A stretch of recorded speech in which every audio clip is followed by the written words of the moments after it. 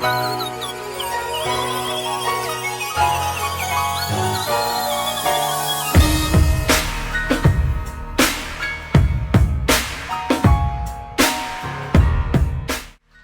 what's up? I'm Coach RT3.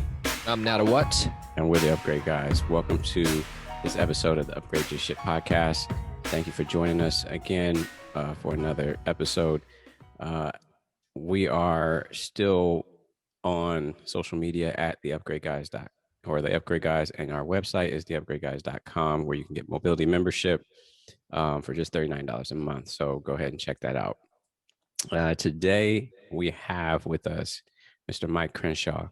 We're really excited to have him on with us, educator, activist, musician, and I think this is going to be one of probably a couple of episodes because there's a lot to unpack and a lot to his story, and we're just really grateful to have him on with us today. So, Mr. Crenshaw, can you let everybody know who you are, where you're from, and what it is exactly that you do? Sure. Thanks for having me, Nat and Rich. I am a cultural activist, right? So I'm combining the work of being an educator, mostly working in popular education. So education that is oriented around studying the root causes and developing a critical analysis around the conditions that we live in this society. Primarily impacted by the dominant historical forces of white supremacy, patriarchy, and capitalism, and all the different systems of oppression, systemic oppression that stem from that. I've been doing that work since really I got politicized as a younger person in my teenage years in Minneapolis. I was born in Chicago. I went to high school, had relocated to Minnesota and went to high school and stayed in Minneapolis for a while. And now I live in Portland, Oregon. And I got my start teaching out there in Minneapolis too. At the high school that I actually graduated from, they offered me a teaching job. And that was when I really, I guess, started to develop a deeper understanding about what I would go on to teach about these social issues. And I've been a fan of hip hop all my life. So in my 20s, I started late. In my 20s, I said, I'm going to be a hip hop artist too. So I've been rapping for fun, entertaining my friends, talking bad about each other, cracking jokes. And then I started, doing it on stage and different acts and projects. And so I've been an independent hip hop artist for some, 25 years now. And then, social justice activism has just kind of been the through line. Starting as a teenager, organizing and fighting against white supremacist gangs in Minneapolis. And you can hear people hear that a lot more of that story on the It Did Happen Here podcast. And yeah, just even coming up today, through Black Lives Matter and, I was at a rally yesterday in response to the Asian hate crimes that have been going on. So, these things, I'm a father, I'm a partner. Life is busy. Thanks. I'm happy to be doing what I do, Could you tell us a little bit more about like your starting point? Because we had to listen to one of the episodes in the podcast that you mentioned. So we would love to know a little bit more about your early activism and early organizations you were involved with. When we, so in Minneapolis in the 80s, the mid 80s, I got involved with the hardcore punk scene. I was in the punk rock music. I was in skateboarding. There was a neighborhood called Uptown that people who were part of that scene would hang out in. So I started hanging out up there. I had actually just gotten out of treatment for abusing drugs. I was taking a lot of acid and smoking a lot of weed. Wasn't really drinking alcohol, but basically I was flunking out of high school because of my drug use. And so I went to treatment. I got sober. And when I was hanging out in the punk scene, it was like there was a mandate. I had an agreement, like a contract with my parents with the recovery program that I was not going to hang out with the same people I used to get high with.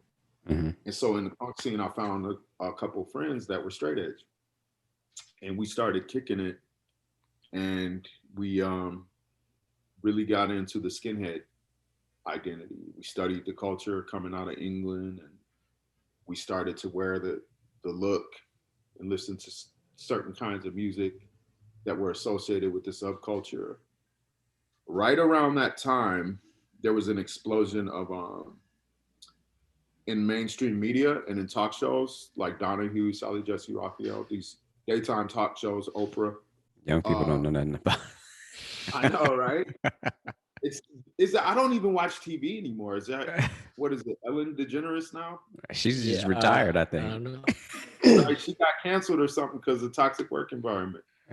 But anyway, so there were these talk shows, and these neo-Nazis were getting on there. These neo-Nazi skinheads. It was like sensational. Everybody wanted to look at the spectacle of these young people talking about being proud to be racist. They had relationships with the Klan and the other Nazi parties and white supremacist organizations. And at that time, because most people weren't part of the subculture, a large part of the American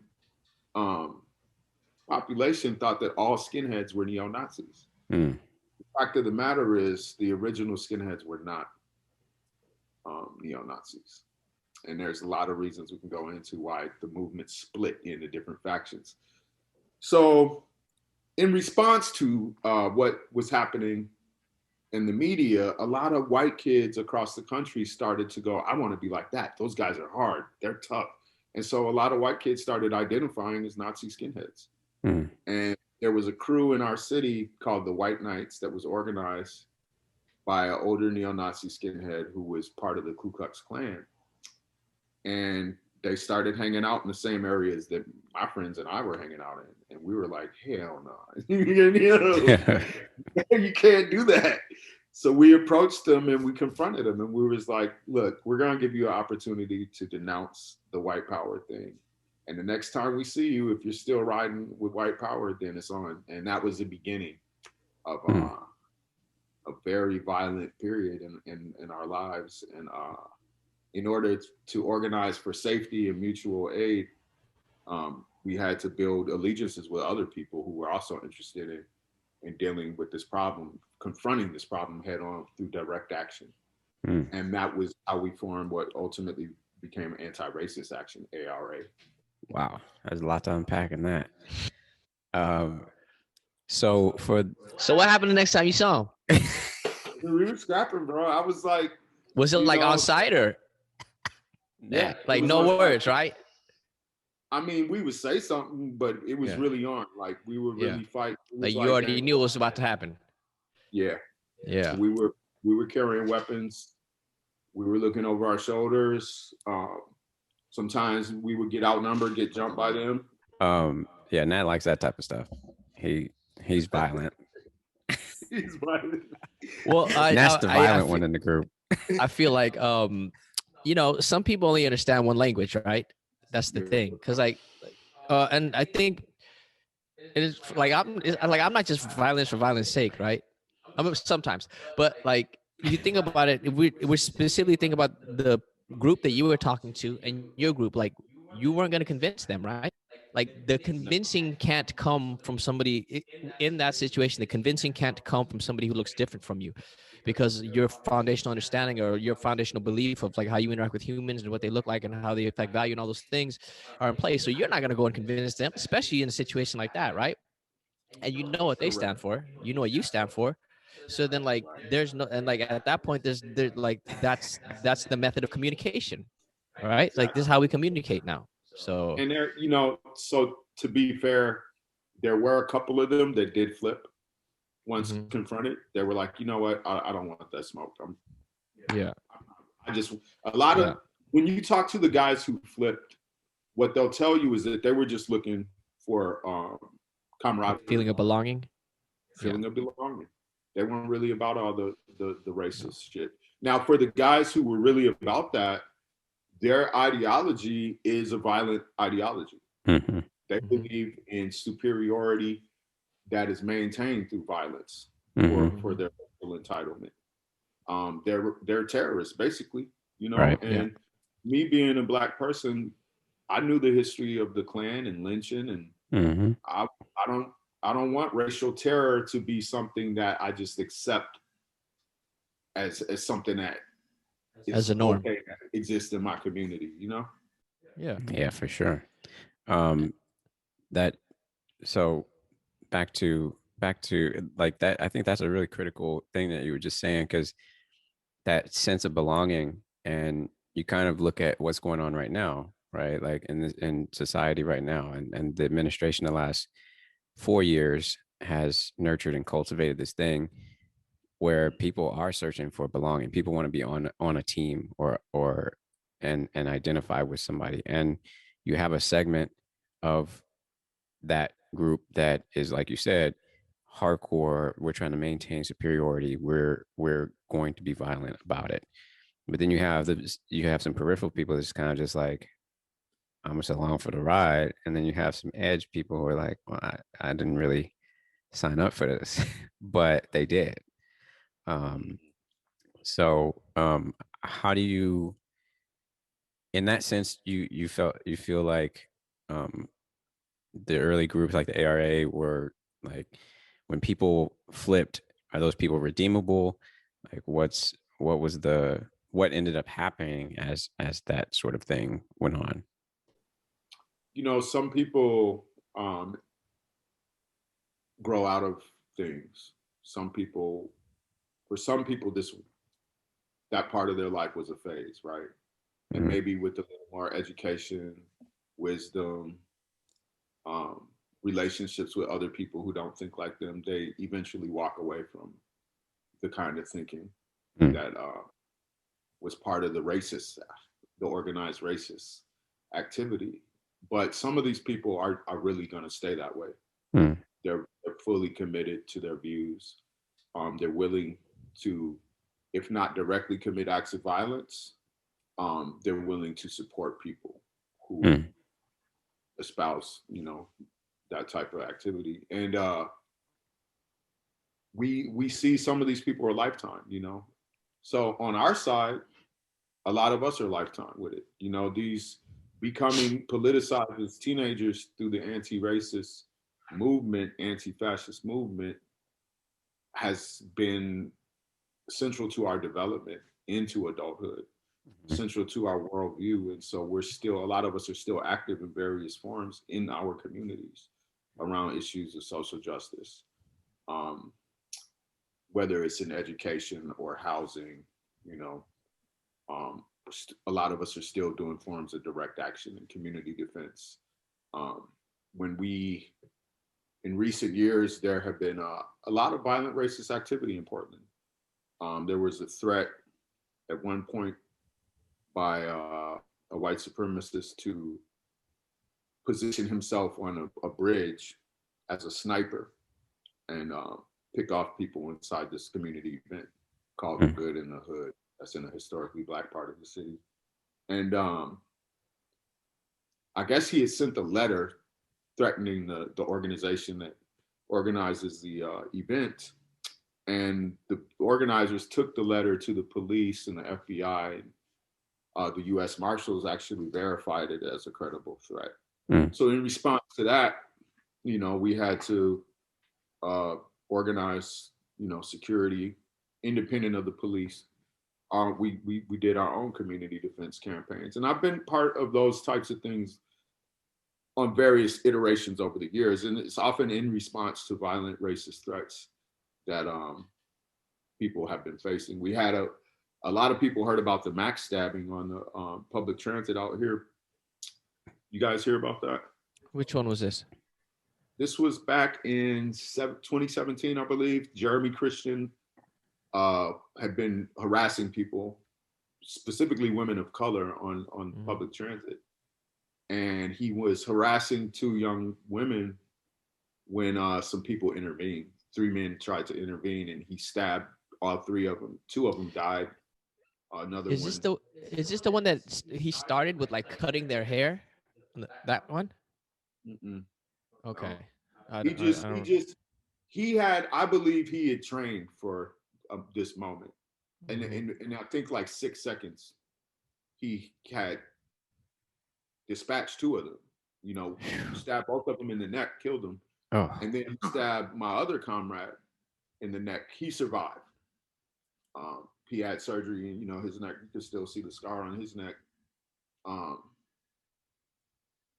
so you think about like the amount of precision that it took to do what he did, hmm and it strikes me as something that he had been preparing himself to do. right.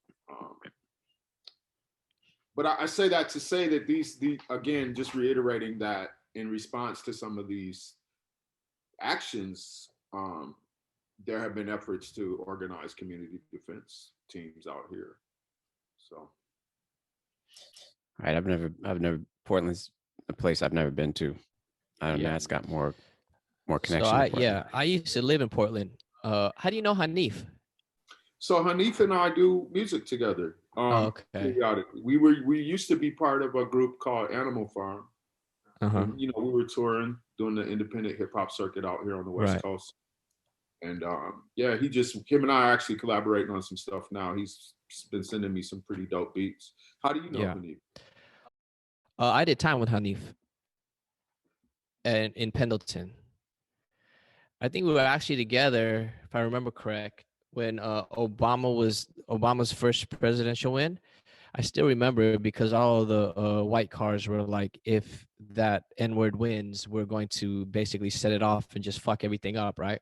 Like we're just gonna burn the whole place down. He won and they didn't do shit. But I mean, we were all prepared, right? Yeah. Okay, so I was talking about a different Hanif. I was talking about Hanif Pani. You're Oh, I'm talking talking about about, Hanif Collins. yeah, Hanif He Khalid. used That's to go a by hard Luck man. One. Yeah, Luck One. So look, I was going back to the educator activist stuff. So I've been doing hip hop workshops for years now, decades, where I'll do like an after school program at a youth center where I'm engaging the students around hip hop and social justice. And Hanif had took one of my classes, so that's how I met him. I see. And back then, this was right before he went to prison. Before you did the 70 months? Yeah, Yeah. he Okay. was one of the coldest. He's always going to be one of the coldest MCs to me. So Yeah. we always, I just had a lot of respect for him as an artist and as a thinker because he's a Yeah. sharp, intelligent brother. Yeah. And we just stayed in touch, even when he was up, when he was down, I wrote him a couple times and we just have maintained a friendship. So That's what's up. That's what's up. Yeah, because I remember on the comment section, he was like, "Yo, Nat, this is the closest thing I got to a big homie, so fuck with him." I was like, "Done, like done." You don't need no. We don't need to know That's anymore. all. Yeah, that's it. Yeah. That's all we need. Um. But can you tell us a little bit more about the background of the skinheads? Because I think so. The first time I heard anything different about the movement, the original movement as a whole, I was like, wait, what? Like, how come nobody's ever told me this? So, if you could share with our listeners a little bit more about that. so in the 60s, there was a lot of in England, there were a lot of West Indian people migrating from former British colonies, Jamaica. Okay, well, Jamaica being a primary place where a lot of people were migrating to England from Jamaica, looking for a better life and a better economy, more opportunity. And when the brothers and sisters families, when they came to England, they lived in these working class neighborhoods with a lot of working class white British people. They brought their style, their culture, their music, and a lot of the white British kids got turned on to it and were like, "This is cool." Like, and that's where British ska came from. Was some of the white kids mixing with the Jamaican kids and creating their own kind of hybrid sound, which was based on Jamaican reggae and rocksteady. And the culture that developed around that was the birth of the skinheads. The original skinheads, it was the two-tone culture, meaning it was racially mixed because it was the white British kids and the Jamaican kids. and they were going to dance halls and listening to music. And the white kids started copying the way some of the Jamaican, the rude boys, the way they dress, because they dress nice. You know how black culture is. We cats want to look sharp, you know, and so the certain kinds of shoes, certain kinds of pants, shirts, sweaters, and all that. So that goes on, you know, goes through a few different iterations, that two-tone original skinhead culture. But later in the 70s, what happened was a few things simultaneously. Reggae music became more about black consciousness. Okay. So there became more of a militancy in the spiritual message of reggae music because of what was happening in the world. At the same time, in Margaret Thatcher's England, similar to the Reagan era in the United States and similar to the Trump era here, there was a lot of scapegoating of immigrants and xenophobia, a lot of racism because of the economic problems that England was having. So you had a large mass of white people who were becoming bitter because they saw their entitlement threatened by the economic crisis that the country was in. And instead of looking at the real reasons for this, which was that they were being sold out by the elite, they started to resort to racism and scapegoating. And in that era, the skinhead movement split because skinhead had working class roots. A lot of the white kids decided that they were going to go for a more militant, racist approach to how they got down. And there were two political parties that were extremely right wing. One was called the British Movement, and one was called National Front. National Front is big in France as well today. Extreme right, Nazi shit. And so those political organizations were going to a lot of the young white kids who were disenfranchised and bitter and filling their heads with the rhetoric and organizing and influencing them. And so out of that came the racist skinhead movement in the 70s. At this point, the movement is split into different factions. Some skinheads are racist and some aren't. The racist skinhead movement, the white power skinhead movement started to have its own bands like Screwdriver, Brutal Attack. These are bands that are notorious for their white power music and their racist messaging. And then they would start to have rallies and concerts and festivals that was just for them. And that spread throughout Europe, got popular on TV over here, then it spread here. So if you look at today and you think about the Proud Boys, those are the same type of knucklehead motherfuckers that used to be racist skinheads. It just looks different now. And it's basically white people who are saying, because we're white, we're supposed to be on top.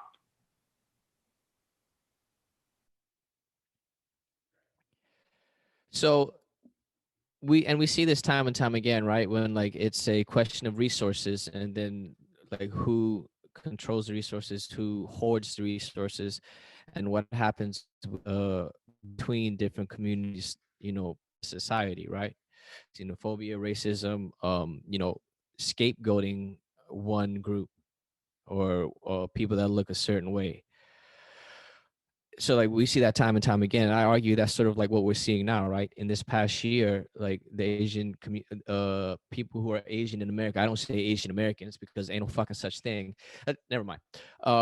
And okay, so when we start to think about what an American is, right? Like when you say American, I say American, like this whole idea of the fucking melting pot and like this land fraud, whatever. Anyway, first of all, these motherfuckers stole this shit from somebody who was already here. How the fuck do you discover land that somebody already lived on?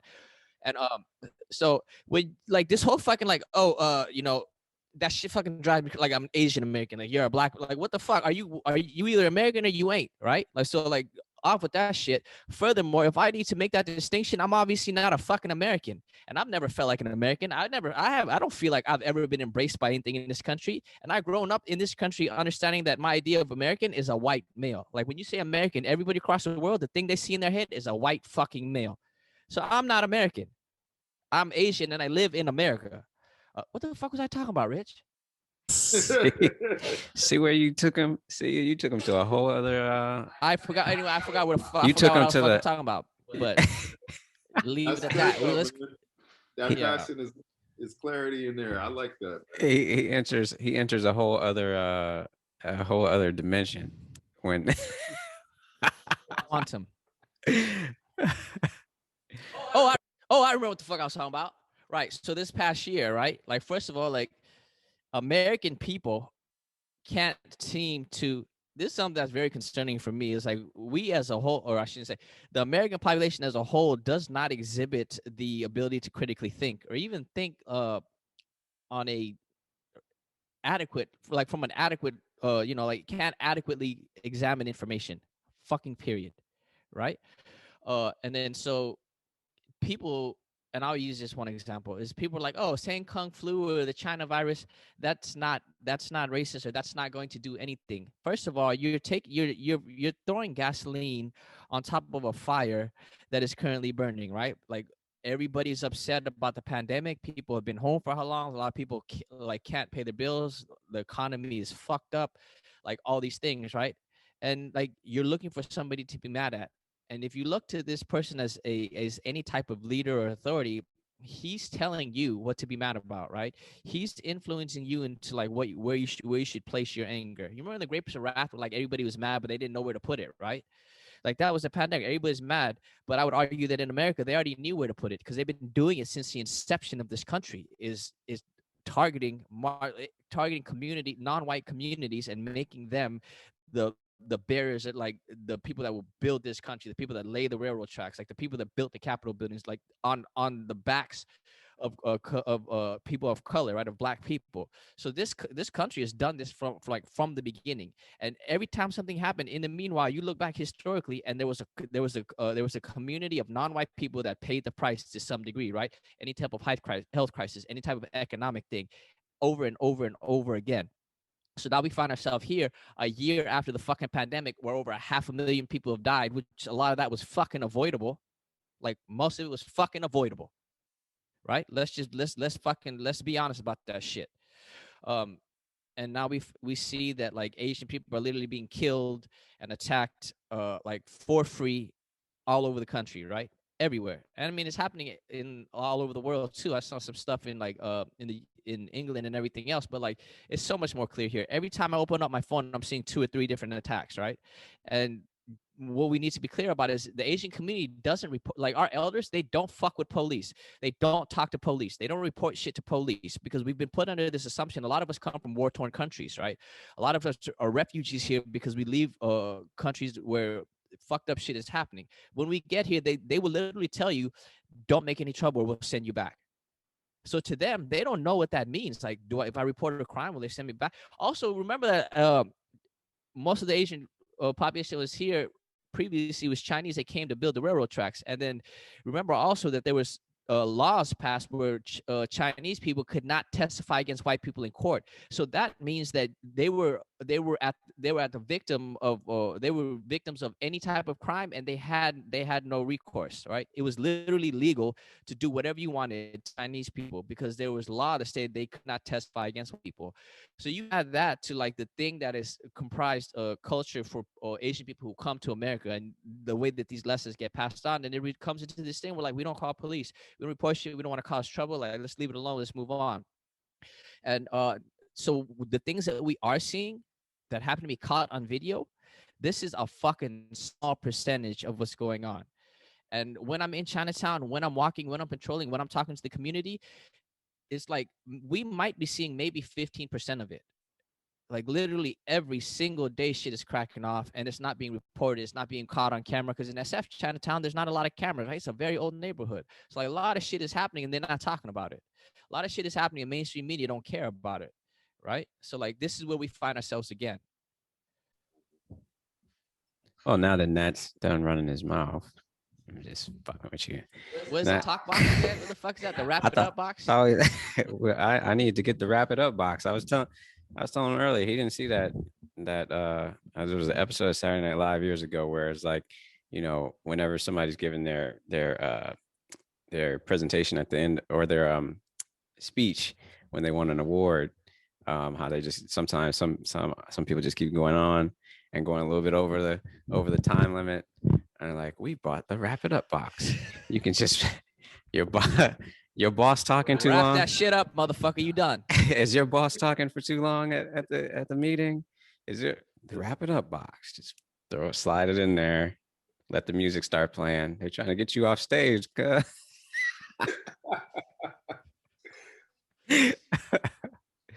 Man, this is all important stuff, right? Because I think we're all kind of. I think one of the things I like about like what you've mentioned over and over again, and I think one thing we continue to try to talk about is we've got to start with the origins of all of it, right? We if we are continually like a lot of times it's easy like when people start finger pointing and scapegoating. Finger pointing and scapegoating is the superficiality, right? It's the surface stuff, and to when we point further deeper down at the root, we're not absolving the actual surface stuff. We're not saying the surface stuff is not happening, right? We're saying that we need to get to the root of the matter. Like if I'm sneezing and coughing, yeah, I could take a cough suppressant, to suppress the cough. But you never ask the question, well, why are you coughing in the first place? How do we deal with that cough? How do we deal with that cough at the root cause for the symptom? And you know, these actions are happening, right, between various different groups, whether it be Black and Asian, Black and Latino, but at the root of it all is a system that is designed to keep us all in a position. So that system has been constructed over the years and years of this country's existence, and to dismantle that or to discard it is going to take so much work, but it takes acknowledgement that it even is there in the first place to work at it. So most of the time we say that's the thing, we point back to white supremacy, and you have somebody come on our post and then, why are you talking about white people? I'm like, I didn't say white people, I said white supremacy. Like if you can't distinguish between those two things, then we're already not speaking the same language. And if you can't acknowledge that white supremacy is a thing and is the governing thing that kind of has set the global structure in place, then you don't understand the world that we live in, right? That's right. There's a quote I've seen in memes. I'm not sure the origin of it, but it says the greatest trick the devil ever played was to, convince us that he didn't exist. And I think that there's, these concepts of fragility and plausible deniability where these people will get up and literally act like they're not the problem. And this whole system that we just identified that has been created and maintained through violence, through economic systems, through political systems. The same system will deny its own existence to the point where, and on all the structures that support it, like the media, for instance, to where these women get killed in Atlanta, and they got the nerve to go, well, we're trying to figure out if it's actually a hate crime. Shut the fuck up with that shit. There's no debate about it. I think one of the things that I've struggled with, I don't hate white people. I never have. When we were in the streets doing what we did, there were a lot of white folks who were riding with us, and so you're right, it's not about the individual, it's about a system that is deadly. It's about a system that prevents masses of people from reaching their full potential. And at the core of the system are practices that are actually so destructive to the ecological framework of the planet Earth that we're witnessing mass extinctions in our lifetime. Right. Of many species, and the transformation of the ocean. You see, and so these extractive industries that have come into existence based on the exploitation of the human resource of all our different populations, demographic populations, right? exploiting our labor, genocidal relationships to First Nations, indigenous people, extracting uranium, petroleum, what all these different things have been come into existence because of the system. And it's part of a global system now, the economic relationship, colonialism. There was a term the sun never set on the British Empire. Mm-hmm. Why is the English one of the most widely spoken languages in the world? Right. Through conquest, So I think, these questions are all interrelated because we as a human race and as a human species, we actually don't know how much longer we get to kick it because of the consequences of history. Right. And that's the greatest mystery. I was talking to, because I work in education, I interact with a lot of younger people. And I was talking to one of my friends about this phenomenon, and this is weird. This might be, people might not follow this, but I see a lot of younger, really, striking, attractive women on social media posting pictures of themselves in very suggestive manner. And I'm not tripping on that. I don't judge that.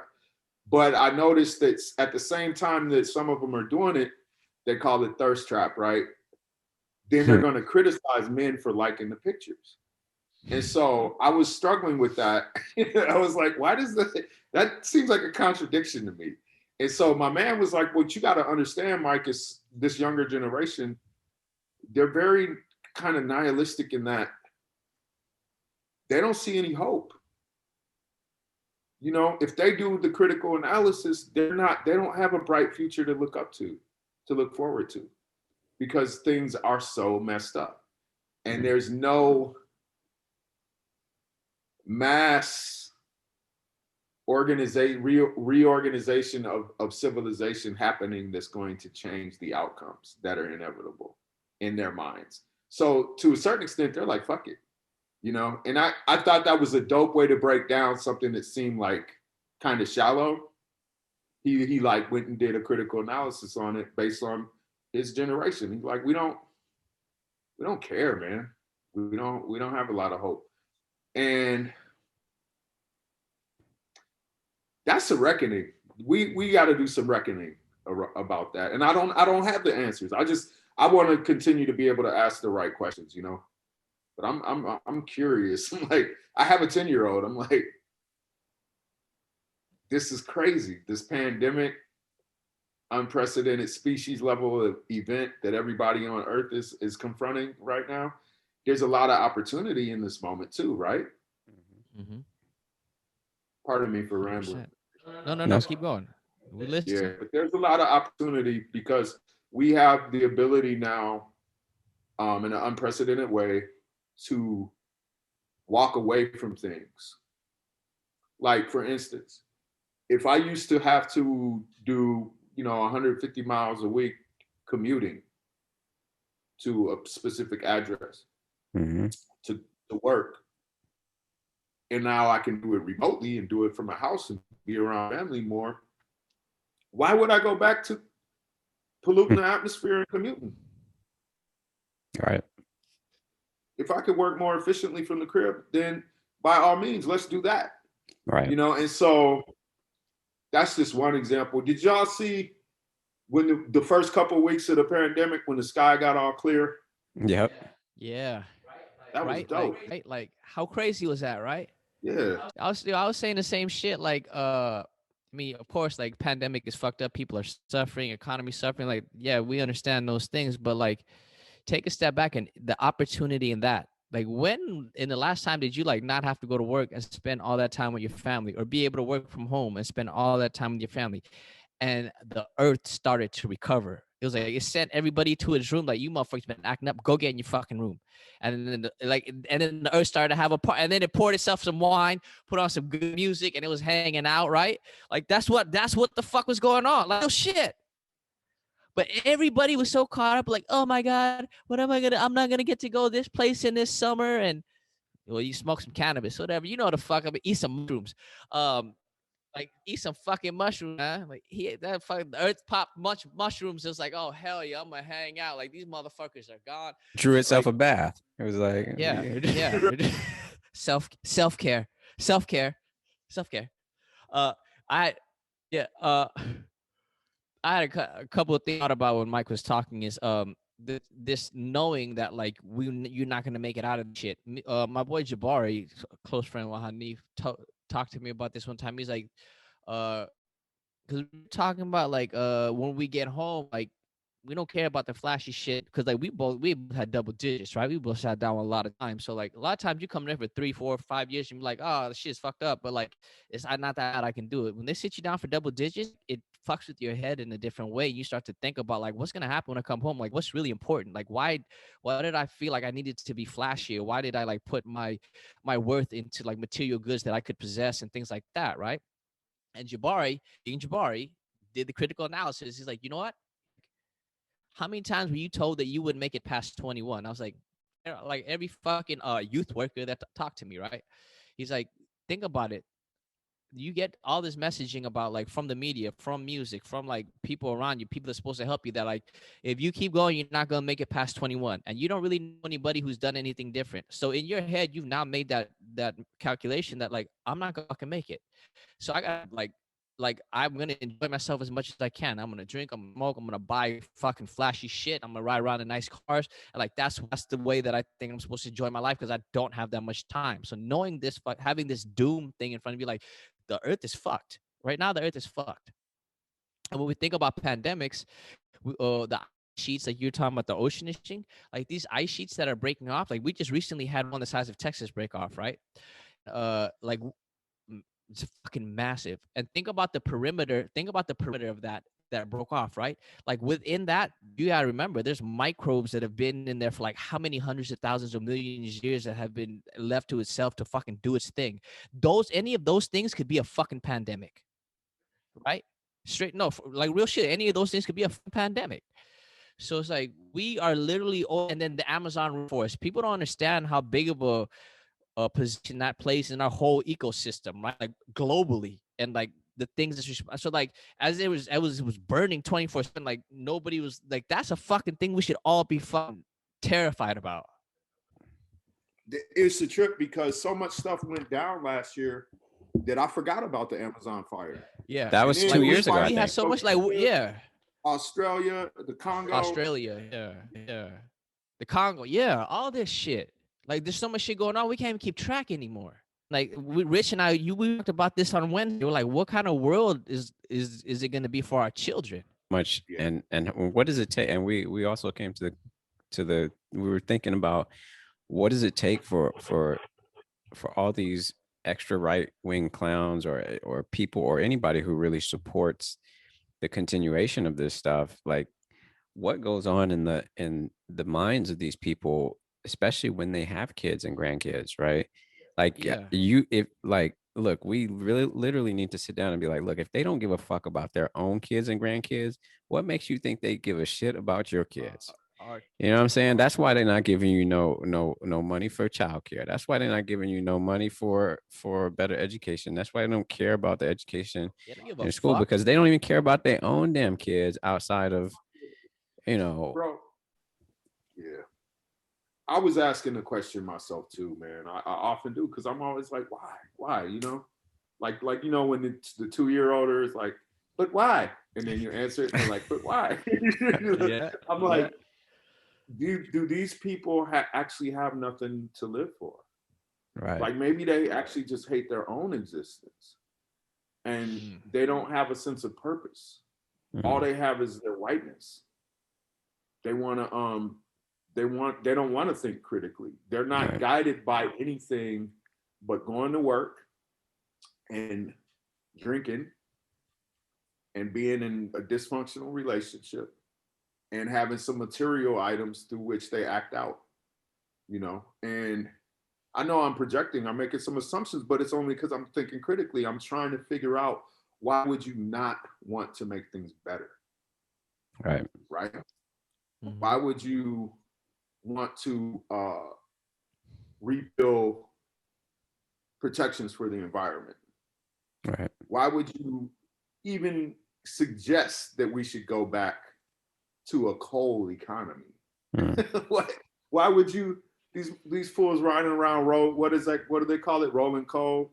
Yeah. When the big diesel truck and they blast the cloud out at you. Everybody wants to go Just backwards. I don't get it. I don't I get don't it. either.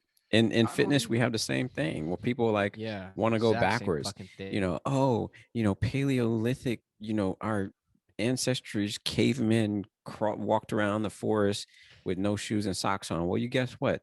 Those people were smart enough to be like, you know what? We need to find some things to put on the bottom of our feet, because if we did put those things on the bottom of our feet, we would probably not get, Jim over here. Thorns and rocks Yeah, and shit. Jim over here probably wouldn't die at 15 because his foot got, stabbed by something on the forest floor, right? These are basic things. Like, no, we don't need to go back to walking around in the forest with no shoes on. Shoes were thought of for a reason. And these are things that happen in every aspect of our space, and I think it's because it goes back to that thought process of not seeing anything better in the future, or not envisioning anything better in the future.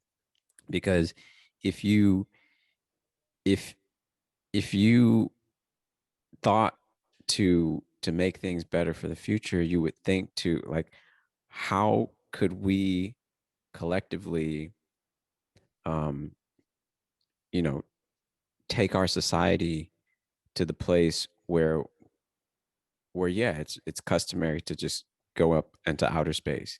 I mean, we made these huge leaps, like in the matter of a very, very short time span, to go from not flying in the air to taking boats everywhere, or having to walk or take a carriage, to I can fly to Tokyo tomorrow and be there within 20 hours. You know what I'm saying? And so we made those huge leaps, but we haven't leaped anywhere since then. The planes have not gotten faster. The ability to do anything beyond the plane. I mean, if you think about like all that's been done in that short period of time, as far as these sorts of elements of our transportation, and we haven't gone any we haven't exponentially done something to take us even further than that. And I think Wow, I haven't even thought of that. That's a dope we perspective. Yeah. we waste resources, right? We waste resources, and we'd rather have people fighting over limited resources, instead of saying, hey, you know what? If everybody felt like they were good, maybe we would get more creativity out of people. If we educated everyone broadly, maybe we might find, you know, um, an intelligent person, like, that had no options in the hood, you know, that took us to Mars. You know what I'm saying? Like, these lives are getting cut short oftentimes. These lives of people who are potentially the next genius, um are being eliminated as opposed to nurtured. That's right. And that's worldwide.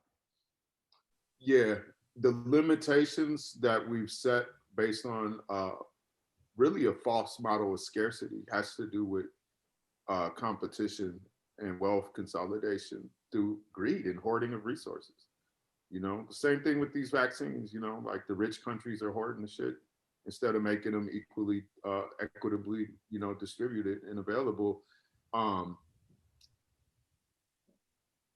I'm tripping off of what you said though, like the whole like we were exponentially developing technologies that changed the course of existence, Yep.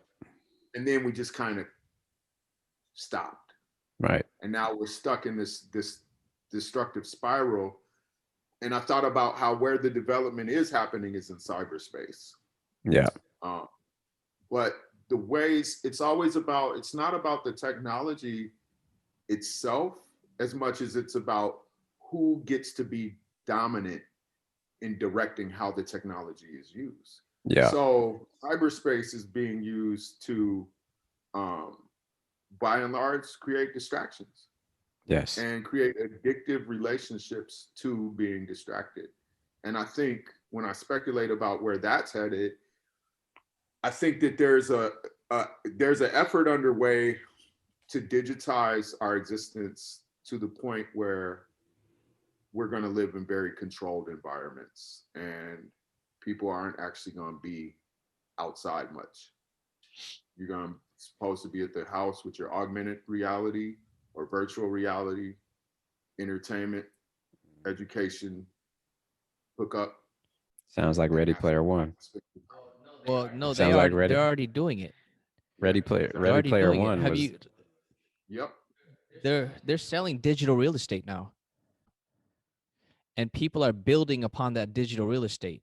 Like they are literally creating worlds online where you're buying real estate, and like in the I think it's the last 6 months, like a plot of land was going for like 70. It's now going for like 700.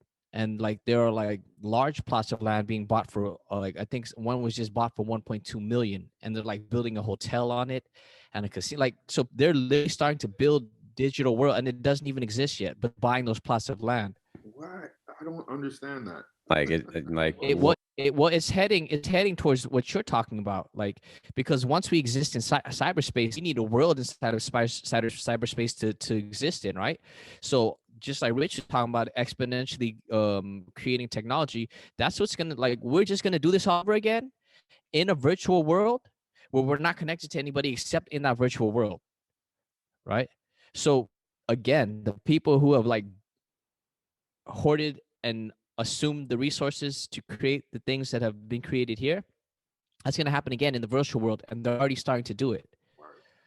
Um, it's it's yeah. really strange because like I mentioned Ready Player One because it's one of my favorite most recent science fiction books, but it kind of alludes to that kind of life where like the world went this way. And I think, I think people, when people look at, old movies, I think I've said this before in other times, like science fiction is science based stuff that just hasn't happened yet. Because when somebody dreams it and thinks it, they're not dreaming it and thinking it off of nothing. Usually it's an idea that's out there, or even if it wasn't an idea that's out there, somebody else was like, oh, that's a great idea, maybe we should start working towards this, we have the resources. So um when a lot of these movies and things like that or books are written, I think it's written by people who kind of take the trajectory and say like, this is a case scenario, right? Like if you had, like, Avengers Endgame or something like that, it's like you change an incident here and you get multiple different parallel potential outcomes. And I think these like authors and books and people who write movies and things like that are giving us potential parallel outcomes to based on the technology that we currently have. And one more point before that is like people look at movies like The Matrix and they're like, oh, like, that's not real. This is that. But How the fuck would you know? when you think about the concept of it, it's not the reality of it. It's the concept of being plugged in. It's the concept of being connected to a thing that's taking up all of your energy and time, and your life force is being brought into this handheld device that you got. Your life force is being sucked into that every single day as you spend time in it. And the more time you spend in it, the more stuck in that matrix you are, right? And so whatever is being created within that matrix becomes your reality of life. Like whatever, like hashtag, me and Nat were talking about this other day, like there are people who out there who decided like, oh, I'm gonna put hashtags that say like Black Asian violence, or Black on Asian, or Asian on Black. And by people like consolidating this stuff, they're putting a they're putting information, chronicling it in a spot. But like we said, nobody's ever like has a whole ass hashtag of like white on white crime or white on black crime. You know, if you said like white on black crime or white on Asian crime, you could just list the whole entire planet. Come on. You will list the whole entire planet. Like you have to. You can't leave out this the fucking I had a thought. So this idea of like science fiction and like it then somehow existing in the world, or is it already existing in another quantum realm and it now has made itself clear to you? Like, was it the chicken or the egg? And motherfucker, bro, as a motherfucker. I had a couple other points. Now I fucking forgot them. They'll come back to me. Yeah, I like to think about what we have in our proximity, right? So like the computer, the microphone, all these things once existed in the imagination of someone. Mm-hmm. And now they're actual tangible physical objects. So within our creative capacity, we have the ability to bring things from other dimensions into physical reality. That's one of our greatest gifts as a species, right? However, the same things that make us appear highly intelligent have got me thinking maybe we're like one of the lowest forms of consciousness, right? Like, because the animals, they don't create things that destroy their environment or make them unhappy. No. And it's just a trip to think about like the things that we create, that we manifest. But then you have to understand that just like we can create a computer or a microphone or a telephone or a pair of pants or whatever, there's things that we share reality with in our proximity that did not just come from our imagination. So like the rocks, the river, the trees, those things are part of reality too. And that's when we start to understand that there's a spiritual relationship between existences, right? That alone it's a magical thing, you know? And it's like, what could we do with our power if we weren't being directed by programs and algorithms that seem to only benefit a few at the expense of everybody? What could we actually do? You know, and I think about a lot too about these the way Hollywood programs us with movies that you can only negotiate through violence. And that the superhero being the dominant form of entertainment is it's an archetype that's individualistic, and as opposed to the community coming together to resolve, there's always got to be like the hero has to resolve, and the hero always resolves through violence, and it trivializes violence in a way. Like when you're a kid, you get it. You watch the action movies, you're like, how come the good guy or even Star Wars, like they'd be shooting the stormtroopers and they're killing like all of them, but they never get hit. Right? And I think like how many people grow up in environments where they start to imagine themselves as that thing, that archetype that's been presented through entertainment over and over again, and then we're not even in touch. I think about like these kids out here, bro, like they're killing. I mean, this is always a thing. This is an ongoing thing. But the levels of violence, person to person violence and gun violence in our communities it boggles the mind, because I'm just like, it's fucking outrageous. Why would I want to throw my life away? But once again, I think it comes back to that seeing a future, seeing a potential outcome. I think, and once again, so people will throw this in our face based on what's highlighted in these communities, but once again, we are looking at the symptoms of the original root problem, and you can say, oh well, overcome it. There's plenty of people who do overcome, but when a system is designed to do certain things, it usually functions to do that thing. And so, um, just like you're talking, when we're talking about the idea of of having a cold and a symptom, playing itself out.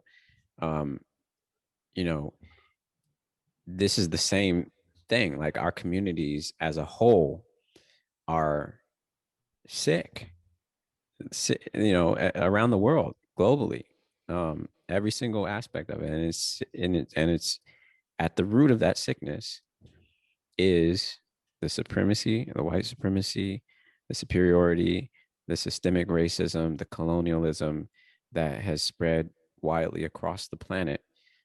Because even when people try to say, well, but there's China and there's Russia, and I'm like, you think that the global colonial movement did not have an impact on how those countries perceive themselves and the steps that they took to um, like claim their space and make sure that you could not penetrate their space, in the way you want to penetrate it, at least. Like it's still being penetrated, right? That's why there's these wars between these countries, or these disagreements between these spaces. But at the end of the day, they they are being resistant to white supremacy. So every time we criticize these things, it's like, well, I mean, it just depends on the direction you're looking at it from. In some circumstances, I'm not going to get into human rights stuff, but that's a whole other bag of issues. This episode too. Yeah, this episode. I was I was thinking when Mike was talking about with gang with like person to person violence, and I because like in Portland every summer we know that like gang shit is gonna pop off, right? Like we know at least 10 or 12, 15, 20 kids are gonna die. Um and because like I think Portland is somewhat unique also because like it is a smaller city, right? But like it's a big city but it's smaller, and the way that the neighborhoods are set up. But that, and tying that in what we learn about ourselves from media, and if media generally has roles for you based on where you come from, what you look like, you start to form your sense of self by consuming that media from a young age without being able to question it, right? About understanding whether or not like any of this is true, or like why this exists the way it does in Western media. And then so you take that into account, you take into account like the what you've seen around you, you take into account that like you don't really see anybody like come out of that, and like where people end up. And then it's like like the the avenues from which you have to go are very few now, right?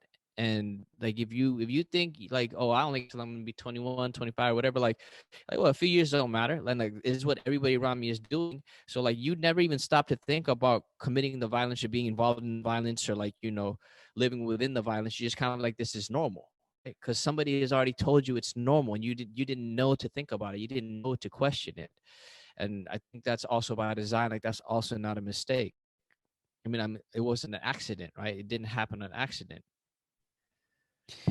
What I just want to get a few more questions about the transition to um them there being, like, say, a I guess a multicultural skinhead movement here in the United States.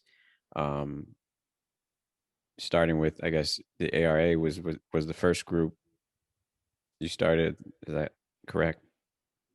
So yeah, the Minneapolis Baldies was the name of our crew. Okay. We called ourselves the Baldies because we wanted to differentiate between the connotation that all skinheads were Nazis, Mm. um, and us being an anti-racist skinhead crew. We also identified with the fact that in stone greaser culture. So America has had different phases of gang culture. One of them in the 50s and 60s was called, people refer to it as stone greaser culture. So all the different racial demographics had their gangs that were part of that set culture, and one of them was the Baldies. So there was a Minneapolis Baldies back in the 50s and 60s, and so we we also identified that we were taking our place on a cultural continuum, a subcultural continuum. Mm-hmm. And so we started Anti-Racist Action, which built alliances with other gangs. So like Latin Kings, there were some cats from,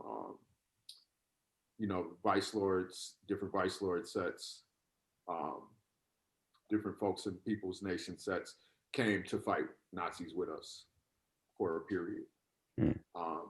So we built outside of just the hardcore anti-racist skinhead movement. There were also other anti-racist skinhead crews like Shock, Skinheads of Chicago. A lot of Black skinheads, a lot of Latinx skinheads were in Chicago, and they were engaged in a battle with Cash, Chicago area skinheads, which was a white power skinhead crew. And so we started to build outside of our region in Minneapolis and connect the dots between other cities that had their own crews who were fighting Nazis. And in about 87, 88, we had our first syndicate meeting where over 100 different anti-racist skinheads from different cities. It was Chicago, Minneapolis, Milwaukee, Madison, Wisconsin, Kansas City, a bunch of cities in the Midwest. All those crews came. And then we put together our strategies for fighting Nazis in our region.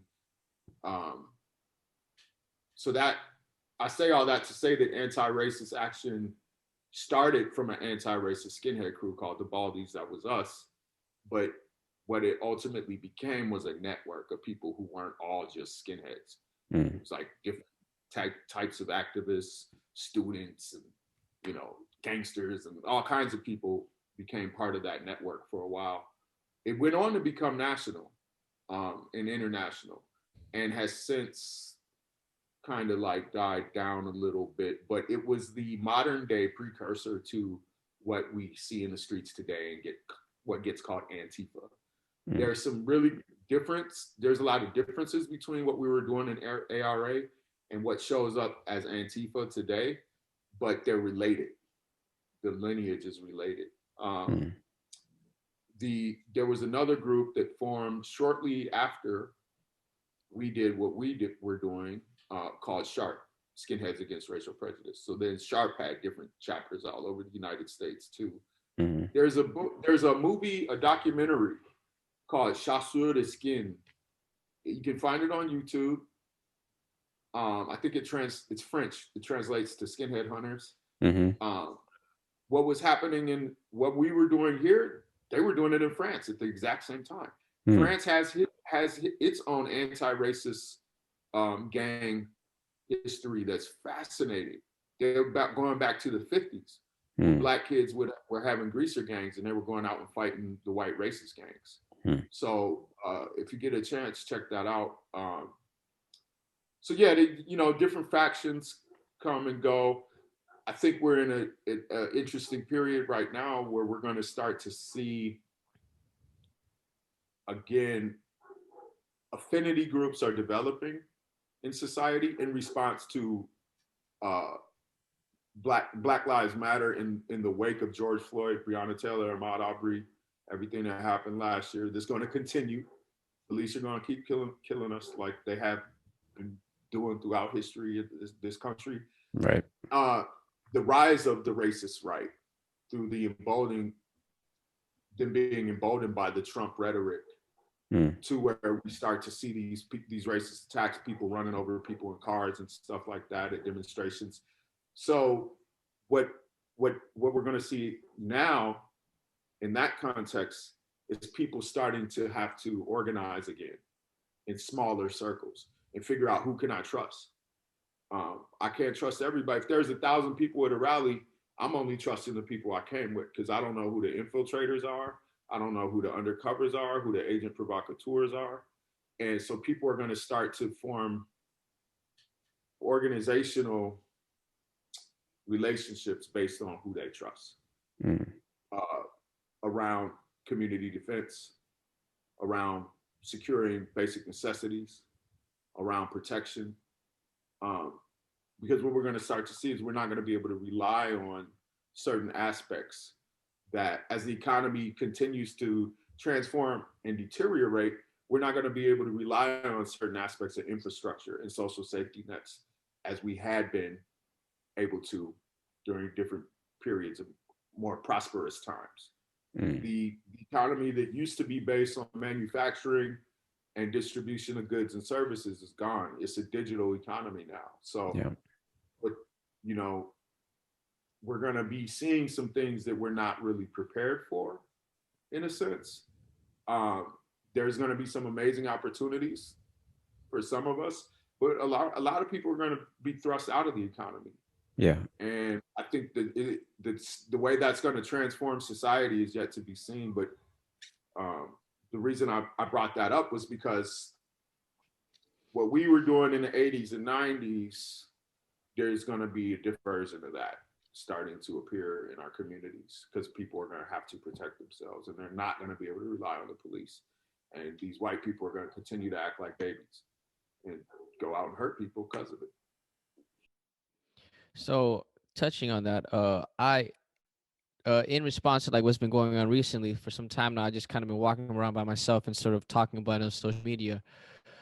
Some groups have formed, right? And I've been trying to assist a few, but it's it's uh, it's funny because like we haven't had contact before this where we talked about this, but like just previously on Tuesday, I was with the group, and a lot of that's literally what the thing was, just right, like what resources and where can we get them? Like the need for us to protect the community, um the desire to avoid police because of what it is doing to other community, to to parts of our population, and like understanding that it is up to us, right? Like this idea of like, oh, the police are here to protect us is not like, a lot of people in the Asian community, might have subscribed to that for like quite some time, but like now it's quite clear that like they don't give a fuck about you either, right? Like, and I've been telling you this, they don't give a fuck about you. And so like this, like these conversations is now being had, and I'm really curious to see like how does this emerge, right? Because like you're saying, like this is it's gonna happen again, but it's not gonna happen the same way. And like with technology, the technology we have, social media, and like just where the world is right now, like it's about, shit's about to get crazy.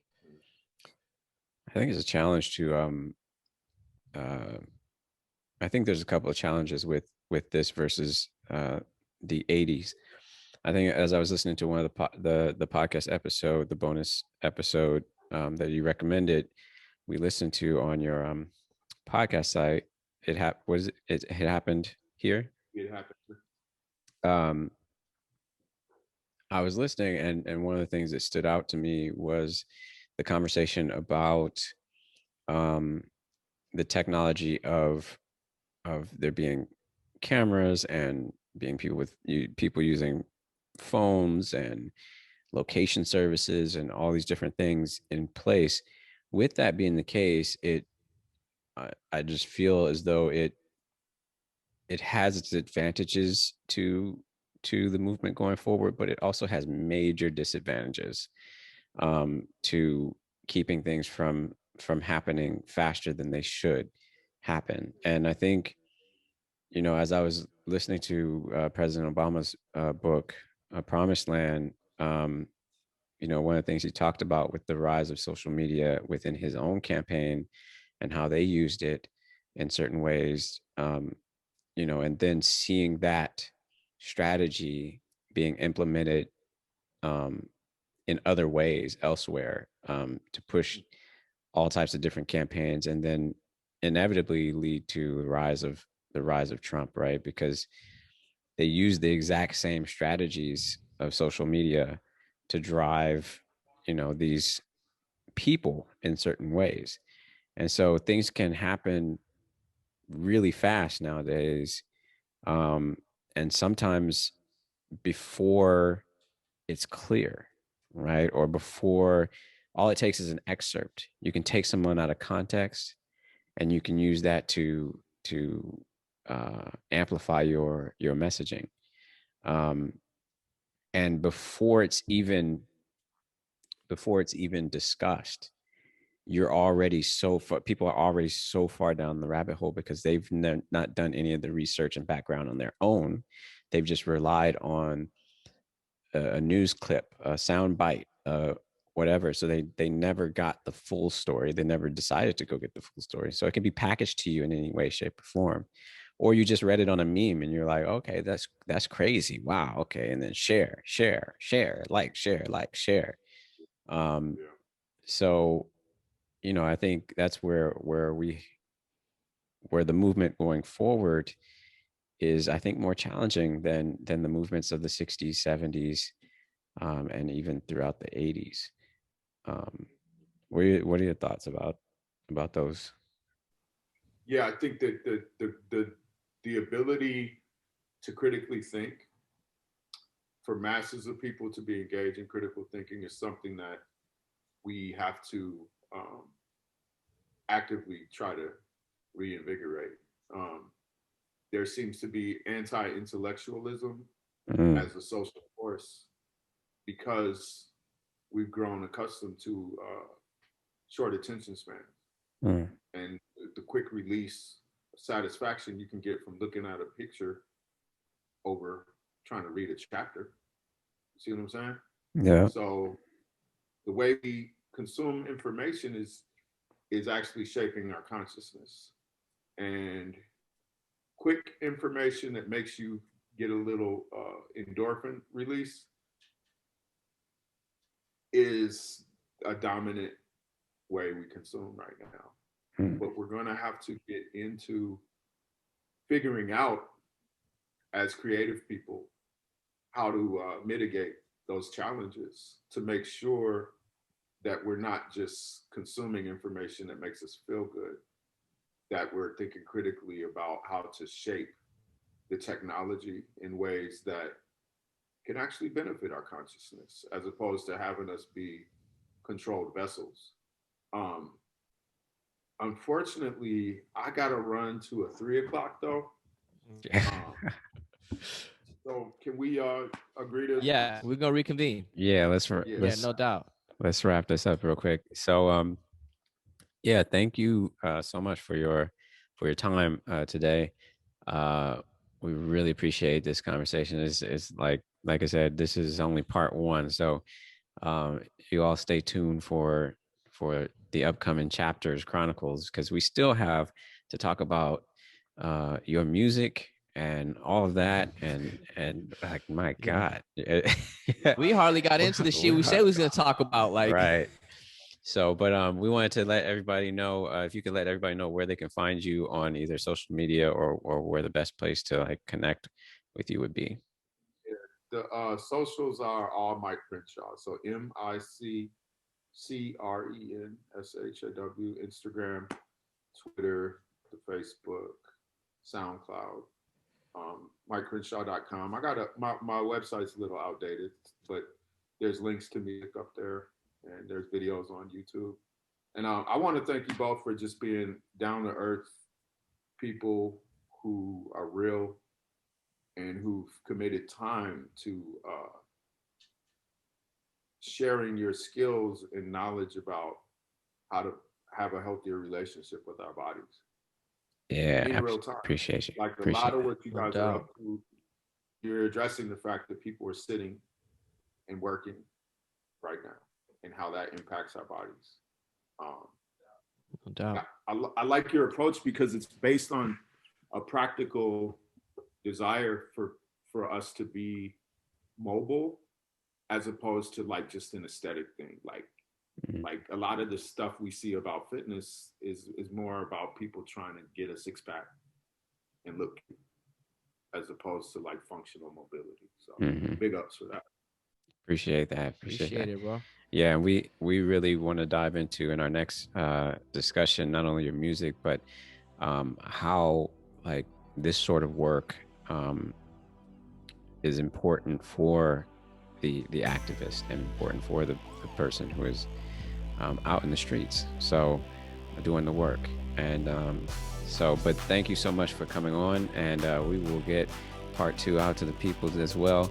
Appreciate you being on. Remember, everybody, you can get the mobility membership at theupgradeguys.com. You can check us out on social media anywhere: Twitter, Facebook, YouTube, Instagram at The Upgrade Guys, Clubhouse at The Upgrade Guys. We all there. All right. Thank you all. Peace out. Come through and upgrade your shit.